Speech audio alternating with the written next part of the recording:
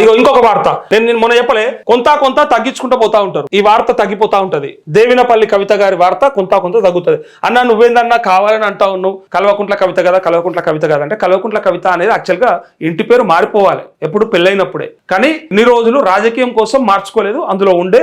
So ఆ ప్రకారంగానే వాళ్ళు కూడా యాక్సెప్ట్ చేశారు కాబట్టి ఆ పేరుతో మనం కూడా పిలిచినాం. కానీ వాళ్ళే నన్ను అంటే వాళ్ళే ఆమెను కాదని బయటకు పంపించినాక, వాళ్ళే నువ్వు అక్కర్లేదని చెప్పినాక, సస్పెండ్ చేసినాక, కుటుంబ సభ్యులు కూడా నువ్వు మాకు అవసరం లేదు తల్లి నీ అంతటా అని చూడలేము అన్నట్టుగా దండం పెట్టి నీకు పంపించినాక, సాగనంపినాక, ఇంకా ఇలా కల్వకుంట్ల కవిత అని పిలిస్తే మనది కూడా తప్పు అవుతుంది. ఇలా కరెక్ట్ పేరు దేవినపల్లి కవిత. ఆమె గురించి వచ్చినటువంటి వార్త. కేసీఆర్ మౌనం వెనుక మర్మం ఏంటి? కవిత లేఖ లీక్ దగ్గర నుంచి సస్పెన్షన్ వరకు స్పందించిన బీఆర్ఎస్ చీఫ్. ఏమీ మాట్లాడకుండానే డైరెక్ట్ సస్పెన్షన్ వేటు. గులాబీ బాస్ మనసులో ఏముందోనన్న అయోమయంలో పార్టీ క్యాడర్ ముందే రియాక్ట్ అయి ఉంటే పరిస్థితి ఇంత దూరం వచ్చేది కాదని అభిప్రాయాలు. బిడ్డ మీద చర్యలు తీసుకునేలా తండ్రిపై సన్నిహితులే ఒత్తిడి తెచ్చారన్న వాదనలు. కవిత ప్రెస్ మీట్ టైంలో ఫామ్ హౌస్ లో రౌండ్స్ కి వెళ్ళిన కేసీఆర్ అంటూ, ఫామ్ హౌస్ లో రౌండ్స్ కి వెళ్ళకపోతే ఆయన ఏడుకనే పోతాడు. ఆయన ఫామ్ హౌస్, ఆయన రౌండ్స్, ఆయన ఇష్టం. వీళ్ళు కావాలని ప్రతిదీ. కాకపోతే రైట్, కవిత ఏ జాగృతిని అయితే నమ్ముకొని బయటకు వచ్చిందో, ఏ జాగృతి నాయకులు అయితే నాతో ఉంటారు, నా పక్కన ఉంటారు, వీళ్ళతో నేను పార్టీ పెడతా, వీళ్ళతో నేను ఎక్కడ దాకా పోతా, డైరెక్ట్ కేసీఆర్ మీద అయినా సరే కొట్లాడుతా అన్నంతగా జై కేసీఆర్ అంటది. కానీ నై కేసీఆర్ ఆమె మనసులో ఉంది, అందుకోసానికి బయటకు వచ్చింది. లేకపోతే ఆయనతో ఉంటుండే. జై చెప్పేది వాళ్ళని సపోర్ట్ చేస్తారా, వెనక దూరం ఉంటారా?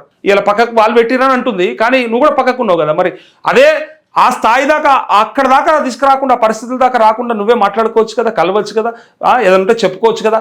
అన్నని అన్ననే, అమ్మ మీ అమ్మనే, నాయన మీ నాయననే కూర్చొని కుటుంబ సభ్యులేనా మీరు మాట్లాడుకుంటూ అయిపోయేదానికి బయటకు వచ్చి మరీ మాట్లాడాలి. బయటకు వచ్చి మరీ ఓపెన్గా అన్ని ఏది పడితే అది మాట్లాడాలి. అవేం నిజాలు కావు.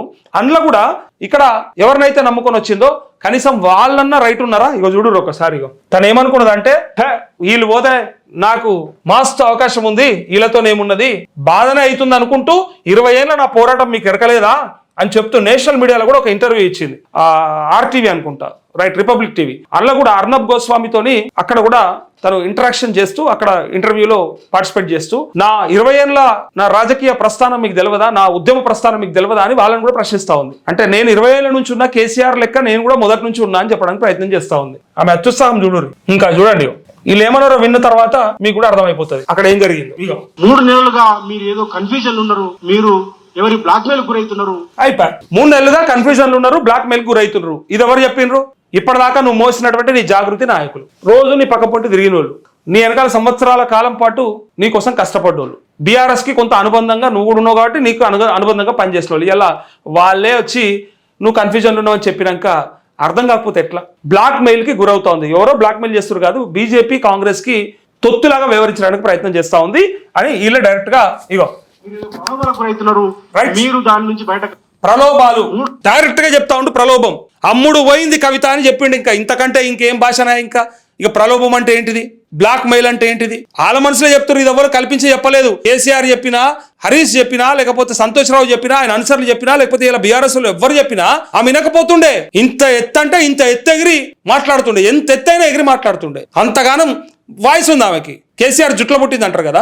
సో అట్లాంటి ఆమె ప్రలోభాలకు గురైందంటే అమ్ముడు పోయింది అన్నట్టు. బీజేపీకో కాంగ్రెస్ కో అమ్ముడు పోయిందని చెప్పొచ్చు. ఇక చూడండి, ఇంకా వాళ్ళు అంటున్న మాటలు ఇవి. ఎవరో కాదు, వీళ్ళంతా కూడా జాగృతి నాయకులే. 3 నెలలుగా మీరు ఏదో కన్ఫ్యూజన్ ఉన్నారు, మీరు ఎవరి బ్లాక్ మెయిల్ గురవుతున్నారు, మీరు ఏదో ప్రలోభాలకు గురవుతున్నారు, మీరు దాని నుంచి బయటకు రండి. ఈ తెలంగాణ మీకున్నది, మీరు బయటకు వచ్చి కేసీఆర్ ఇంకేం బయటకు వస్తుంది? ఆల్రెడీ బయటకు వచ్చేసింది, ఆల్రెడీ బయటకు నొక్కేసిరాళ్ళు.